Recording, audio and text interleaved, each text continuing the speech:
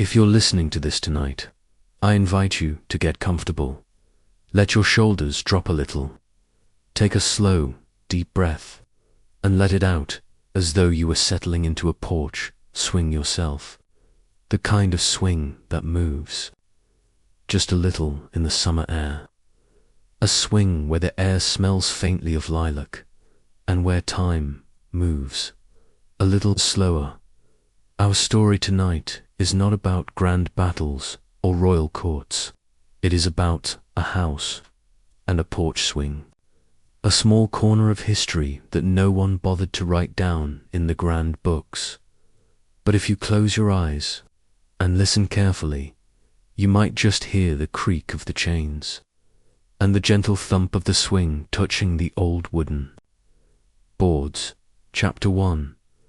The house on Maple Lane. There is a street, not far from the river, where the maple trees lean in as though they're whispering to one another. And at the very end of that street, where the ground rises just a little, sits Maple House. It isn't a house of fame or fashion. Its walls are painted the color of warm butter, faded here and there by decades of sunlight. The shutters are the soft green of summer leaves, and in the evenings they catch the golden light in a way that makes the whole house seem to breathe. Maple House was built sometime in the late 1800s. No one remembers the exact year, and no one thought to write it down. But old letters tucked in biscuit tins in the attic hint at 1883. The year the river froze so thick that a horse cart could cross it, and the year when a young couple, James and Eleanor Whitford, stood on the half-built porch and imagined the years ahead. And on that porch there was to be a swing. The first swing, the porch swing, was not bought from a store. In those days, in this part of the country, you made what you needed. And so James Whitford, who worked with his hands as easily as some people write letters, built it himself. He chose pine for its warmth, though it would weather faster than oak, and he planed each slat until it felt smooth under the palm. When Eleanor first sat in it, she ran her fingers along the armrest, smiling quietly, as though testing a secret. It hung from 2 lengths of sturdy iron chain, the kind that would outlast several coats of paint. And on the very first evening it was finished, they sat together, not saying much, watching the last of the day drift across the fields. The swing moved in time with the crickets. A creak, then a pause, then a creak again. Sometimes a porch swing can become a kind of clock, marking the hours, not in numbers, but in the gentle rhythm of movement. Evenings on the swing through the first summers, the swing became a kind of gathering place. Neighbors walking by might stop at the gate, and James, without standing, would call, "Come up a while." The evenings, still young, children would dart in and out, their bare feet making hollow sounds on the porch boards. Sometimes Eleanor would bring out a plate of butter cookies, the kind that melt a little in the warm air. The swing had a way of slowing people down. Even the most hurried neighbor, on sitting down, would find their words coming more slowly, their sentences stretching out, like a long piece of taffy pulled gently in the hands. The seasons shifted, but the swing remained. In autumn, the maple leaves would drift down onto the porch, and the air would smell faintly of wood smoke. In winter, the swing would sway a little in the wind, empty but waiting. And in spring, Eleanor would shake out the cushions and sit there, with her sewing, watching the robins return. The years passed quietly for Maple House, quietly enough that if you stood at the end of Maple Lane and looked toward the house, you might think time had stopped. The same maple trees leaned over the street, their roots gently pressing at the cobblestones, and the same painted shutters caught the morning sun by 1894. The Whitfords had 2 children, Samuel and Clara, who grew up with the swing as a part of daily life. In the summers, Samuel would read aloud from his school books, while his mother shelled peas beside him. Clara preferred to curl up sideways, feet tucked under her, humming softly to herself while watching ants travel along the porch railing. It became their evening ritual, not something planned, just something that happened because the swing was there. If you've ever had a piece of furniture that somehow shapes the way people gather, a kitchen table where everyone ends up standing, or a windowsill that catches every stray cat in the neighborhood, then you understand how the swing worked. When guests came, they found themselves drawn to it without thinking. And in the quiet, the small sounds became important. The creak of the chains, the whisper of a breeze, the faint thump of a foot touching the porch floor to keep the swing in motion. By the turn of the century, the Whitford children were nearly grown. Samuel left for the city, lured by the promise of electric lights and bustling streets. Clara stayed, helping her mother with the garden, which wrapped around the sides of the house like a gentle embrace, and the swing, well, the swing aged with them. Its pine slats had silvered in the weather, and the armrest bore the faint groove of a hand that had rested there countless times. Eleanor sometimes thought of repainting it, but she liked the way the years had shown themselves in the wood. Neighbors began to speak of Maple House as that place with the swing. It was a small thing, but it gave the house an identity, a kind of personality in the town. In the long summer evenings, after the dinner plates were washed and the windows were open to let in the cooling air, James and Eleanor would return to the swing. By then, they spoke less, not from lack of love, but because they no longer needed words to fill the time. Sometimes, they would sit through the whole sunset without saying more than a few sentences. The air would shift from warm gold to deep blue. The crickets would begin their steady chorus, and the lamplight from the front room would spill out through the lace curtains, softening the darkness. They had watched so many evenings like this, the years beginning to blur together, each one marked not by grand events, but by the slow turning of the seasons. The swing through the years, the first decade of the new century, brought with it small changes that seemed large at the time. A new general store opened near the river. The town installed its first street lamp on the corner of Maple Lane, its glow pooling like a warm circle on the cobblestones at night. And one afternoon, a photographer set up his tripod in front of Maple House to capture fine examples of local residences. James and Eleanor didn't make much of it, but when the photograph was printed and mounted in the store window, it was the house, the tall maples framing it, and the porch swing, faintly blurred, caught in the middle of a sway. By then, the swing's cushions had been replaced with a floral pattern, a gift from Clara, sewn in the evenings when she wasn't tending to the hens. It was a little lumpy, the sort of homemade comfort that only grows softer with use. In the warm months of 1911, the swing became a quiet escape for Eleanor. Her knees had begun to trouble her, and she found herself resting there in the afternoons, when the heat slowed everything down. Sometimes she would sit with her eyes closed, hearing the faint clop of a wagon in the distance. Other times, she would hum the tune of an old hymn, letting it blend with the creak of the chains. Life in town had a gentle rhythm in those years. Mornings began with the rattle of milk bottles left on porches.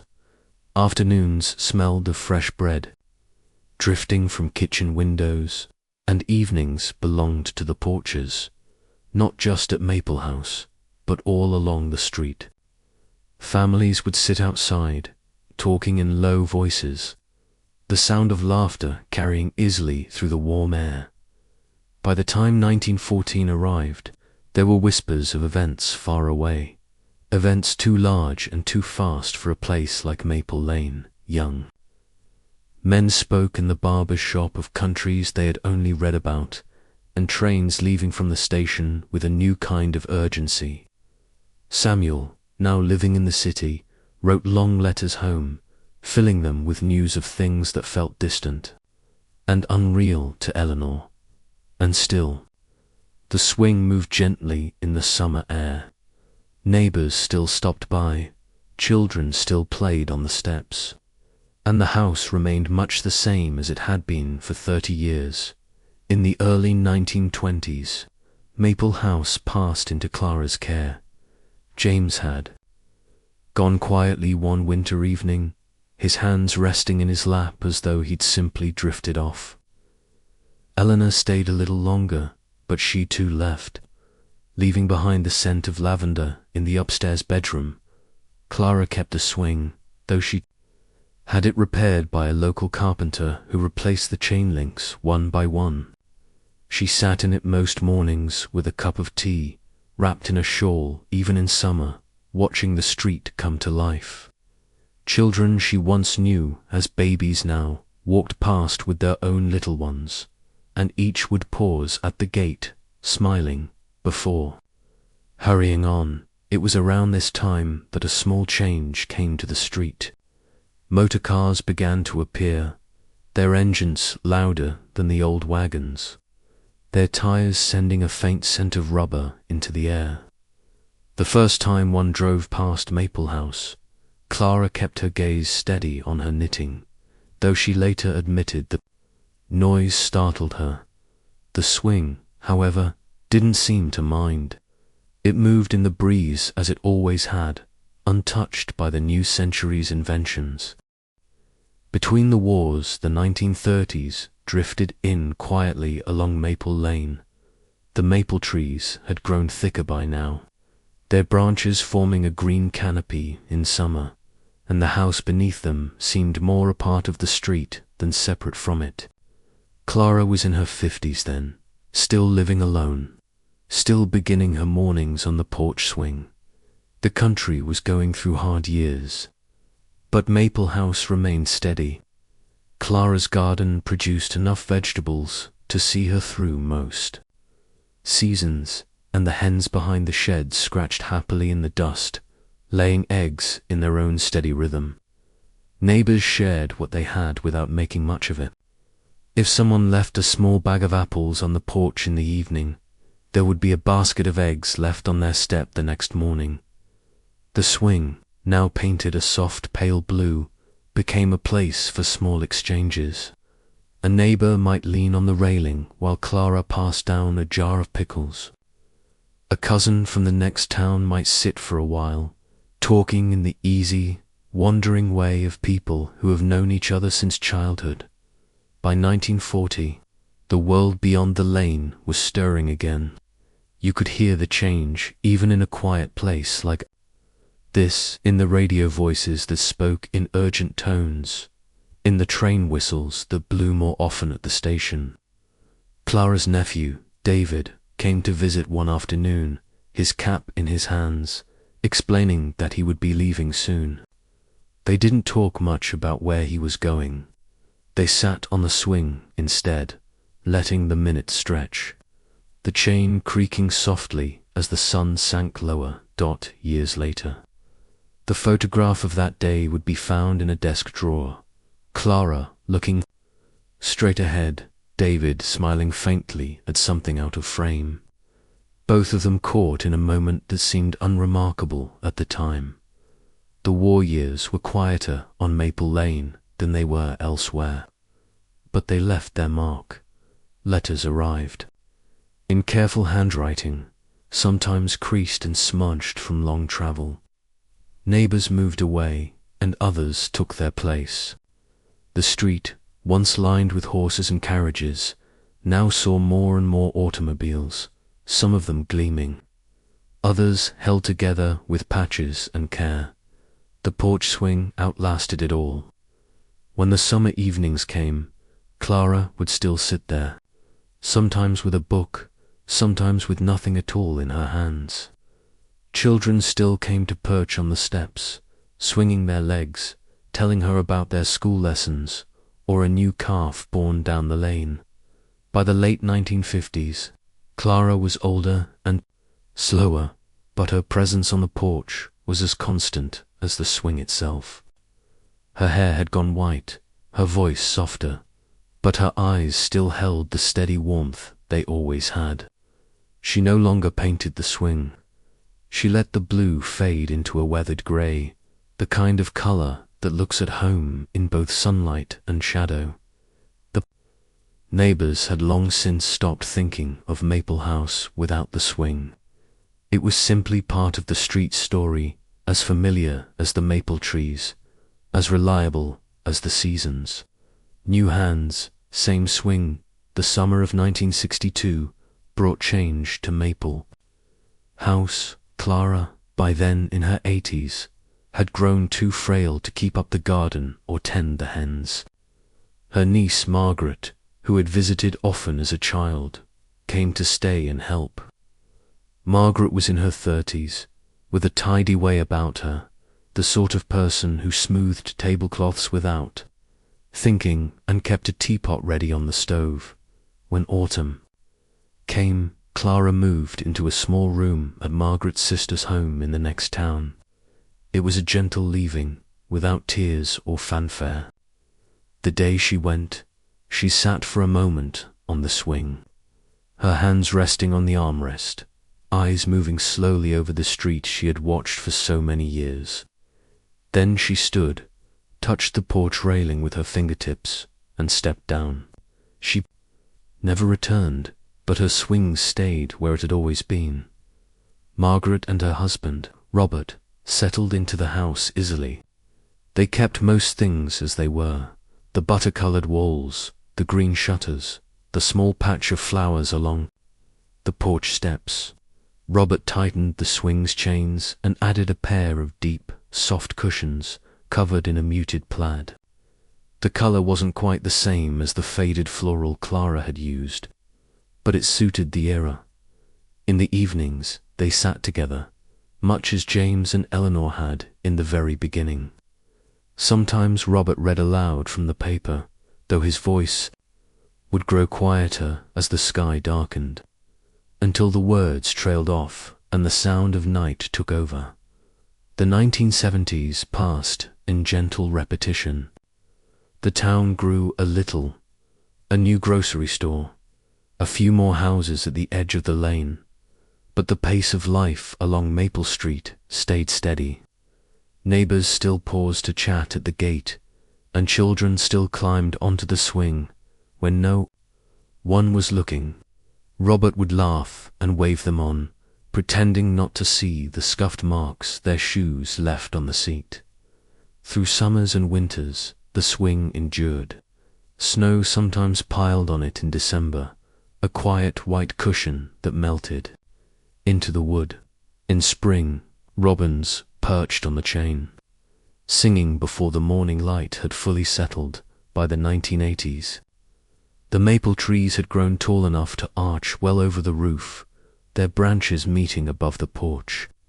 In the afternoons, sunlight filtered through in shifting patterns, dappling the boards beneath the swing. Robert added a small table beside it, just enough space for a glass of lemonade or Margaret's knitting basket. Visitors often remarked on the feeling of the place.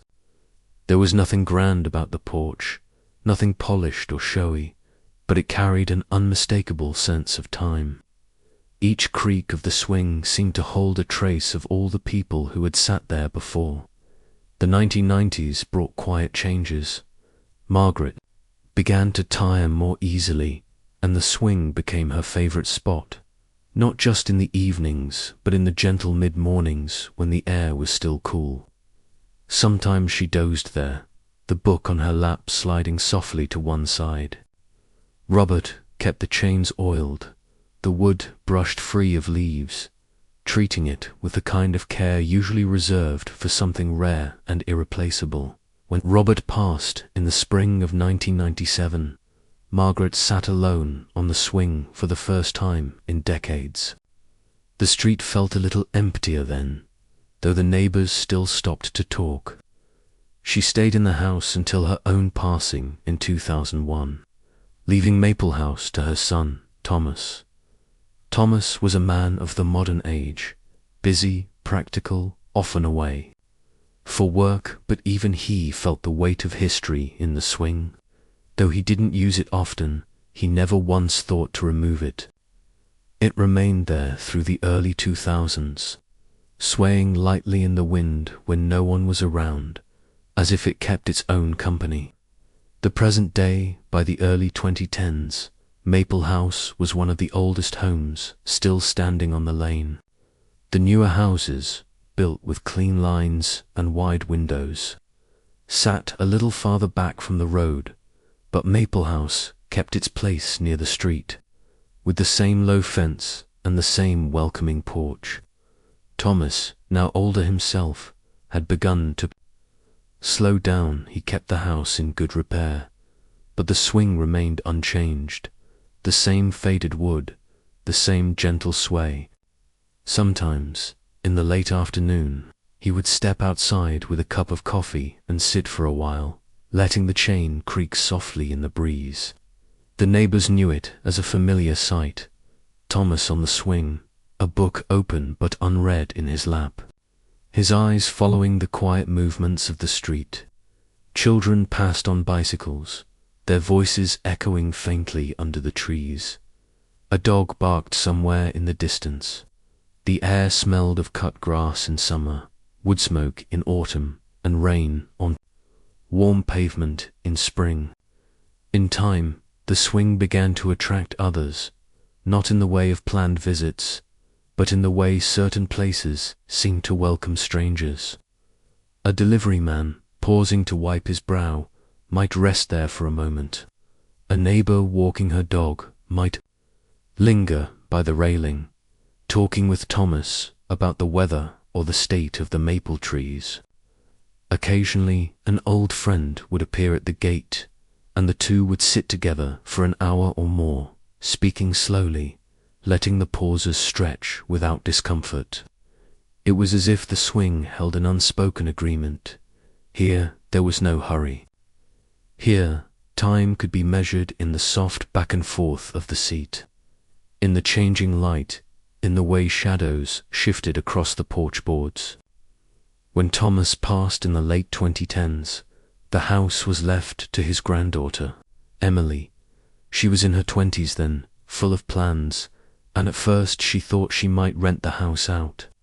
But after her first evening there, sitting on the swing, with a mug of tea, listening to the maple leaves rustle overhead, she decided to stay.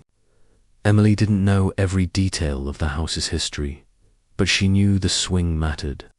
She could feel it in the worn smoothness of the armrest, in the way the boards beneath her feet creaked just slightly when the swing moved. She began to sit there in the early mornings before work, letting the stillness settle her thoughts. On weekends, she read there for hours, the sounds of the lane, birdsong, distant conversation, the occasional car folding gently into the rhythm of the day. Neighbors told her stories, bits and pieces passed down over decades. How Clara used to shell peas on the swing in the 1910s. How Margaret and Robert spent their evenings there in the 1970s. How Thomas never repainted it, saying the wood had earned its color. Emily began to see the swing not as just a seat, but as a thread connecting all those years. She decided to keep it exactly as it was, though she did so a new cushion, plain cream, soft to the touch, just to make it more comfortable. Some evenings, as the sun dipped low and the air cooled, she would imagine the people who had sat there before her. She pictured James and Eleanor in the warm light of the 1880s, Clara with her knitting in the 1920s, Margaret and Robert sharing lemonade in the summer heat, and Thomas with his coffee, watching the quiet life of the lane. The swing had carried them all, holding their weight, their voices, their silences. It had listened to laughter and to words spoken in softer tones.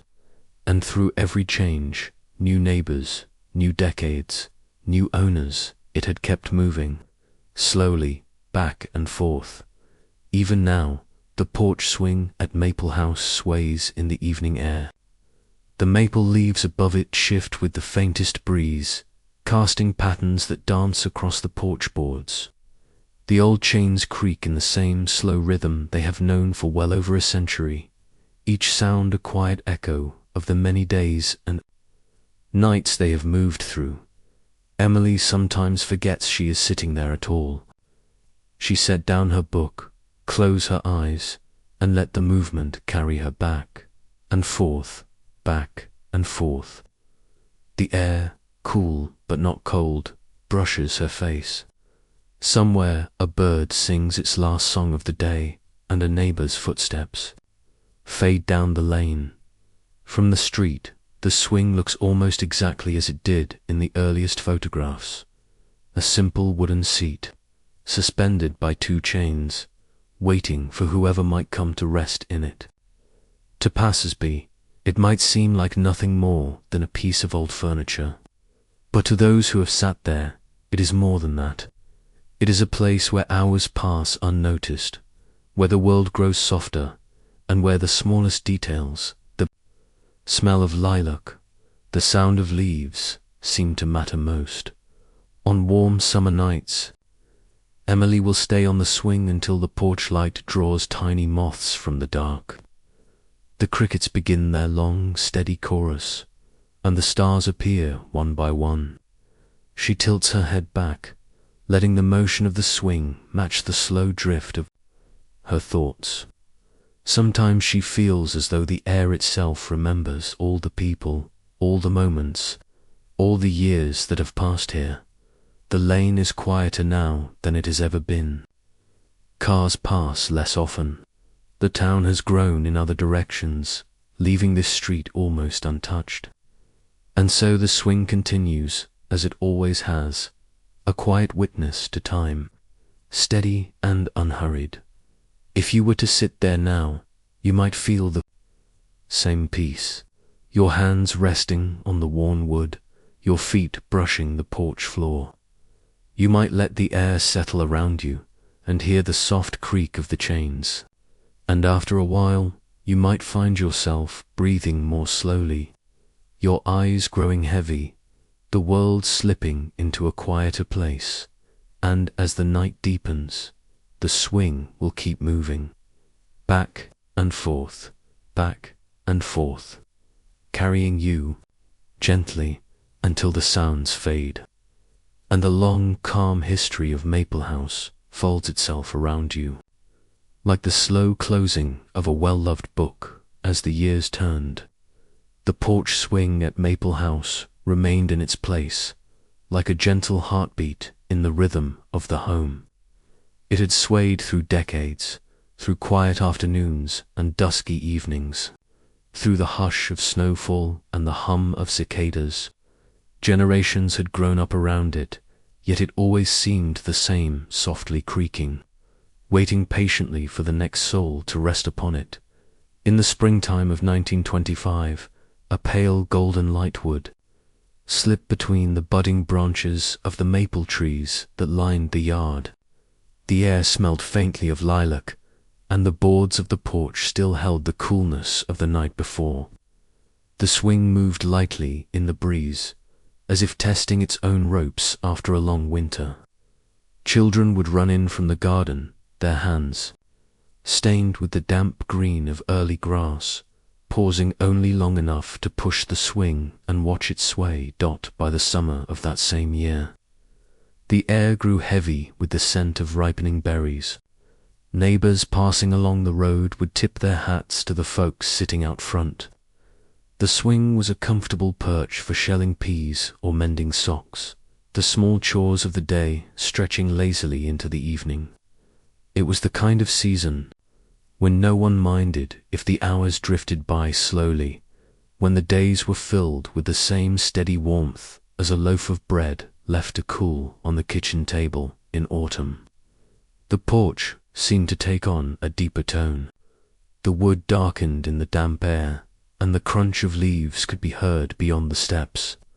People wrapped themselves in shawls and jackets, settling onto the swing to watch the slow tumble of amber and crimson leaves across the yard. The air carried the scent of wood smoke, and the swing's creak was almost like the voice of the house itself, speaking in low, patient tones. Winter was quieter still. Snow would gather on the railing, soft and powdery, and the ropes of the swing would stiffen in the cold.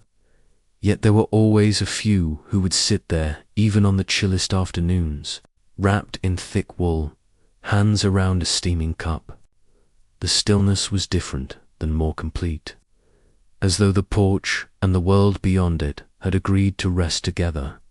And so the seasons rolled on, each one adding a layer to the memory of that swing. By the time another decade had passed, the porch had heard countless small stories, birthday toasts given in the open air, letters read aloud by lamplight, quiet confessions made just before nightfall.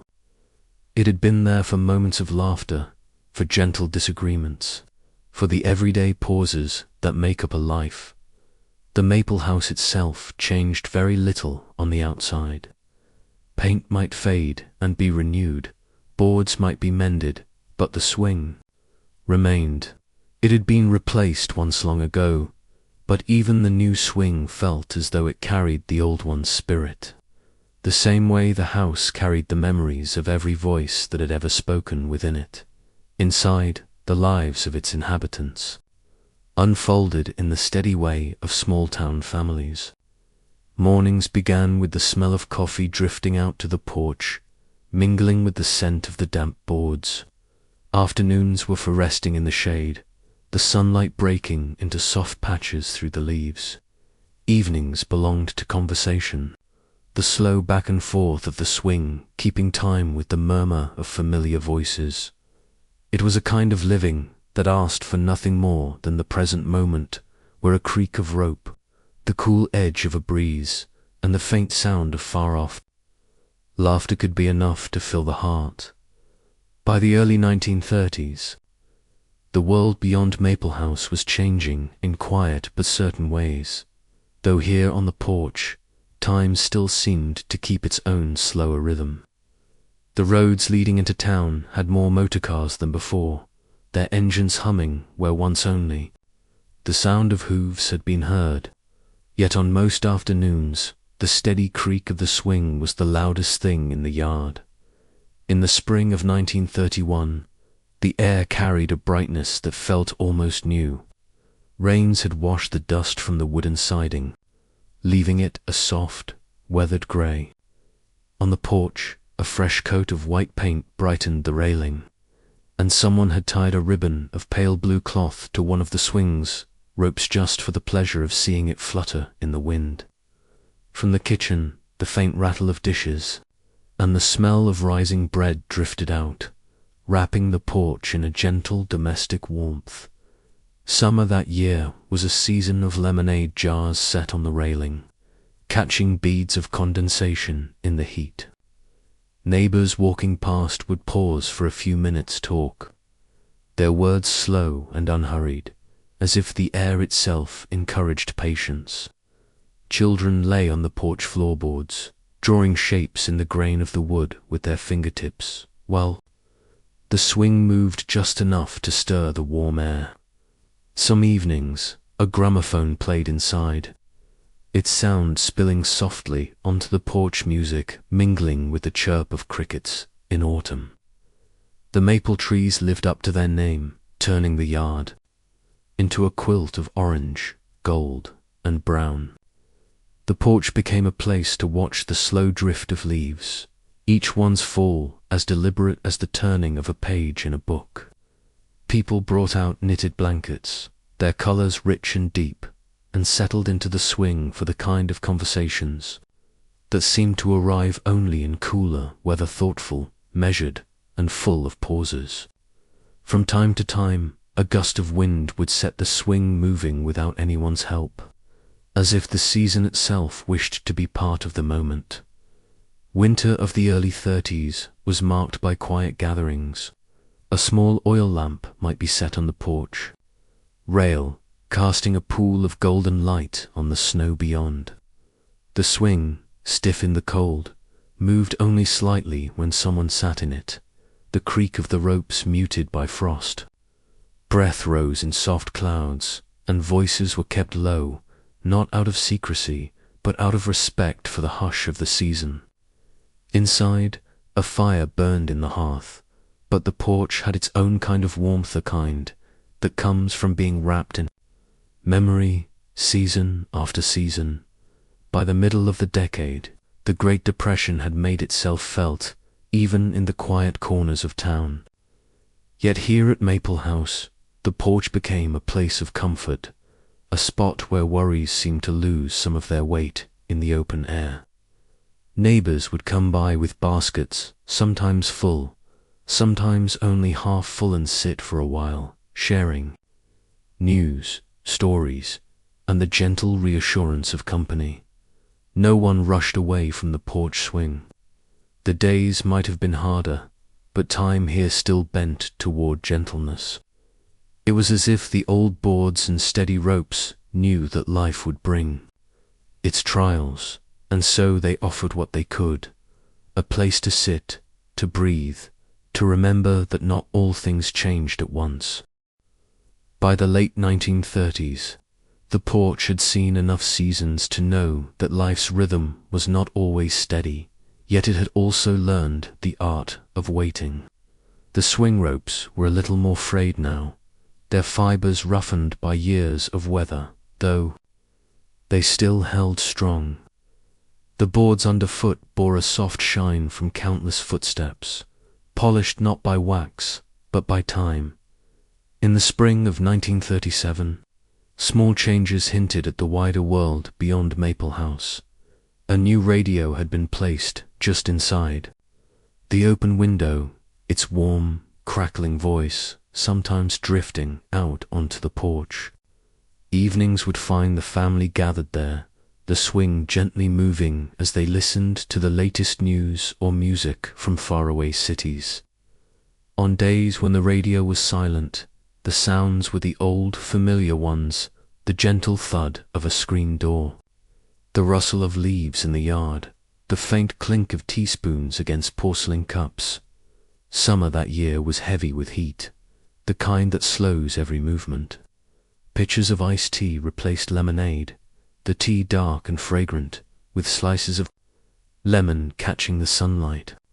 Children sprawled in the shade at the edge of the porch, playing games with bottle caps or tracing the lazy crawl of ants across the boards.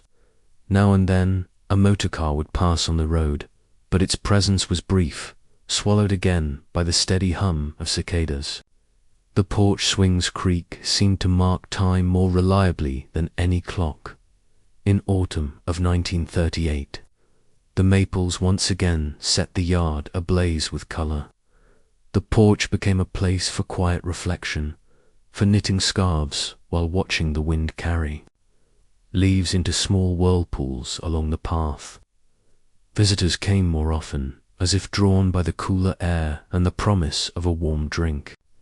They lingered long into the evenings, speaking in low, steady tones about the changing world, about new machines, new inventions, and, softly, about the tensions overseas that sometimes slipped into the news. Winter of 1939 was the kind that settles deep into the bones of a place.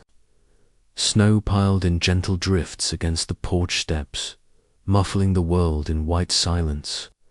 Those who ventured onto the porch came bundled in thick coats and scarves, their footsteps leaving soft prints in the frost. The swing was used less often, in the bitter cold, yet now and then someone would brush away the snow, sit for a few minutes, and look out at the stillness, letting the cold sharpen their thoughts. The glow from inside the house made the porch feel like the edge of a safe harbor light spilling onto snow, holding the dark at bay. By 1940, the sense of the world beyond had grown sharper. The radio's reports were no longer just background noise. People leaned forward in their chairs to catch every word. Yet even as uncertainty gathered, the porch remained a constant.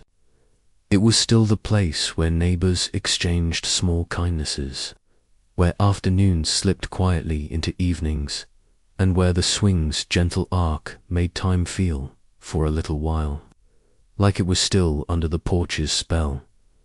By the mid-1940s, the old porch had weathered not just the turning of seasons, but the turning of an age. War had come and gone, leaving behind new stories and quiet absences. Yet here, the boards still held the imprint of decades of footsteps. Fresh paint had been brushed over the railing the summer after victory was declared, a pale cream that caught the morning sun.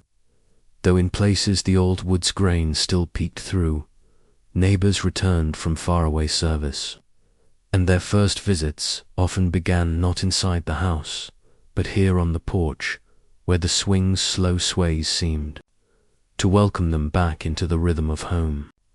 Children who had once played marbles in the dust were now taller, some wearing their father's old caps, and the games had changed, but their laughter still spilled into the yard. The radio remained by the window, now speaking more often of peacetime innovations, new appliances, new music, new hopes. On warm evenings, families gathered as they always had, the sound of a baseball game drifting from the speakers while fireflies winked in the garden. The porch became a place for plans, talk of planting fruit trees, repainting the shutters, or saving for a trip to the seaside. Yet not all the moments were busy with conversation. Some evenings, the only sound was the creak of the swing and the faint breath of wind moving through the maple branches. The porch had learned that peace was often found in such silences, the way dusk deepened into night, in the familiar scent of the yard after rain, in the simple comfort of knowing this place endured. By the late 1940s, the porch had become more than part of a house. It was a living memory. It had seen new generations take their first steps, had listened to laughter and tears, had been a stage for countless small dramas and quiet joys. It had watched the world change, yet here, the rhythm was slower, steadier, almost timeless. And so, as another evening settled over Maple House, the porch kept its gentle vigil. The swing swayed lazily in the soft twilight. Fireflies began their nightly dance, and the glow from inside spilled warmly onto the boards. Whatever the future held, the porch knew it would meet it as it always had, patiently, quietly, and with open arms for anyone who wished to sit a while, breathe the evening air, and let the world's noise drift gently away.